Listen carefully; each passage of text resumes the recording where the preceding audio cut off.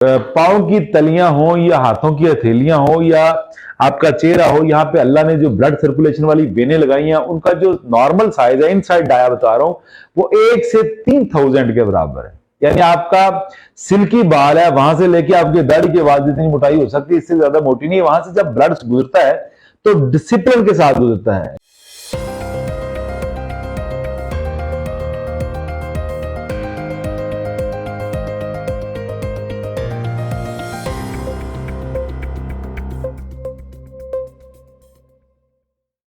जी sir.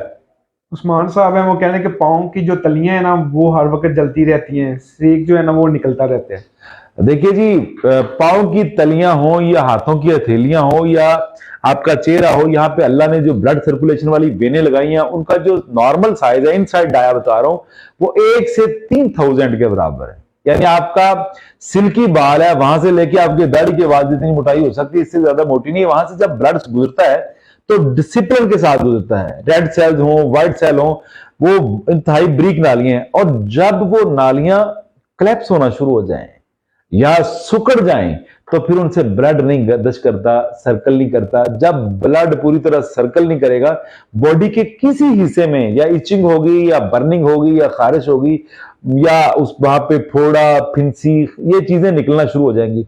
तो प्यारे भाई, आपके जो पांव की हथेलियों के अजलात हैं वो वीक हैं, वो कमजोर हैं।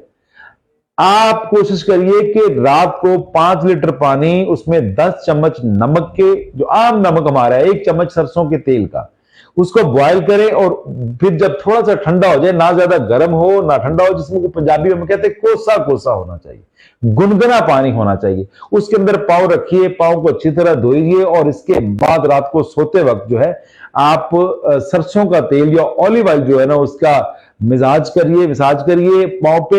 या इसके अलावा ये कद्दू का जो रोगन है, रोगन कद्दू, उसका करिए। इंशाल्लाह 3 से 4 दिन धो लीजिए पाँव को, मेरे रब के हुक्म से शफा हो जाएगी। और तेल से लुब्रिकेट रखें ताकि पाँव नरम रहें। दिन को ऐसा काम होता है, जब हम सो जाते हैं रात को, दिन को तो हमारी एक्सरसाइज होती रहती है, पाँव एक दूसरे में चलते रहते हैं, जमीन के ऊपर सर्कुलेशन रहती है, वार्म अप रहते हैं। जब सो जाते हैं तो फिर ज्यादा काम खराब होता है।